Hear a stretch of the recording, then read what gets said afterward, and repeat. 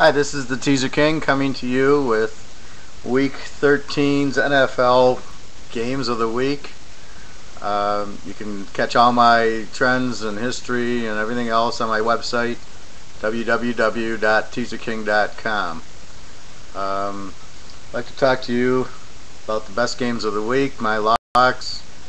First of all, we have Cleveland at Miami. Miami's a 4.5-point favorite, and I'd have to go with Cleveland getting the 10.5. I just think the way they're playing is extremely well. They played New England, beat them, beat New Orleans. They beat Carolina. They're playing very good, as well as this will be a game that'll go down to the wire. Cleveland could possibly win it. But basically, the reason I like this is the trends. We'll take a quick look at the trends here. Quickly, since 2005, if Miami is a home favorite and you go against them, as we're doing here, it's a 20-2 trend. This is what you wait for. I mean, Miami, so they play 22 times as a home favorite. If you've been against them, you're 20-2. I don't know what else you're looking for. Okay, let's check the injuries. Jake Delhomme will start as opposed to Colt McCoy. Won't really matter. They're just running the ball anyway. They're playing good defense. Miami has Chad Henne. He's nice. I like him. He throws a lot of interceptions. I just find that this game will be close. Either team can win it. I don't see Miami blowing them out. If New England and New Orleans couldn't, hard to believe Miami is going to blow them out in a role that they never blow out anybody. Let's take a look at Cleveland. The last 2 years is a road dog. Cleveland's 10-3 as a road dog, 20-6 overall. And this year, Cleveland is 5-0 as a road dog and 9-2 overall. So you can see they go on the road, they're fine.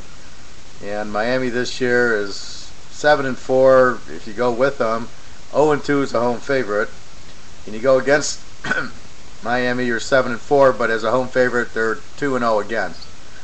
So you can see where the trends come into play. You have to look at injuries. I understand that, and I don't think Colt McCoy or Jake Delhomme it really matters. I don't think they're a dynamic passing team, Cleveland, and Miami's good defensive team, but they don't blow out teams. So that's my first pick: is take Cleveland plus the 10.5, 11 points against Miami. The second game, we're going to go to Detroit. And Chicago is a road favorite at Detroit. Right now laying about 4 to 5 points. I know the spread's moving up from the 3.5 it started with.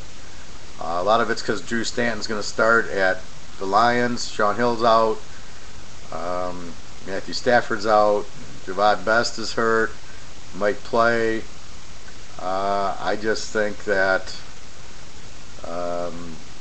the Bears are on a roll. I've locked them, I think the last 2 weeks. I locked them against Miami as a dog in Miami.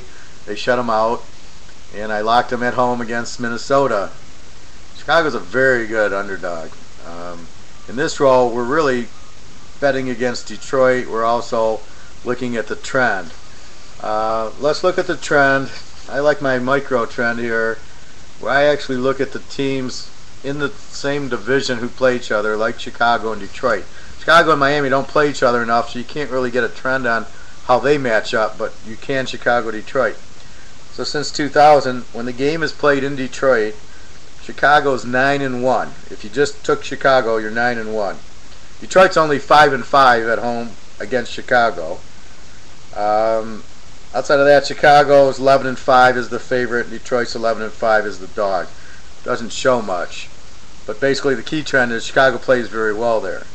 Since 2005, Chicago's 4-1 in Detroit, which would make sense if they're 9-1, and they're 6-3 as the favorite. Detroit's only 5-4 as the dog. I just look at this as Detroit. They seem to play a good first half. I think their defensive line plays extremely well in the first half, keeps the game close, and then what you see is their defensive line gets tired, and their secondary is terrible. Their linebackers are okay, only average, and the teams start lighting them up in the second half and pull away, like New England, like most of the teams that they've played have just, Philadelphia did it to them. They just sort of lie down in the second half. They don't make adjustments. Also here you got Drew Stanton, so Chicago's going to blitz him.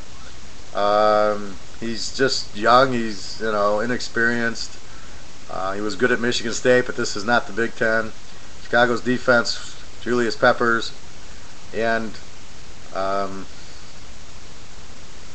the rest of the defense will just harass him. I think Devin Hester will have a huge game. So will Jay Cutler. I just look at this. This is the spot you want to look at.